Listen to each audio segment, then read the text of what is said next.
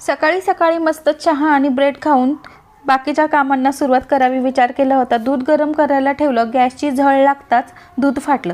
का फाटलं माहिती नाही, पण मग काय केलं, दूध फाटलेलं किंवा हे नासलेलं दूध आहे, गाळणीनं चांगलं गाळून घेतलं आणि हे जे पनीर किंवा नासलेलं दूध पुन्हा पातेल्यामध्ये घातलं.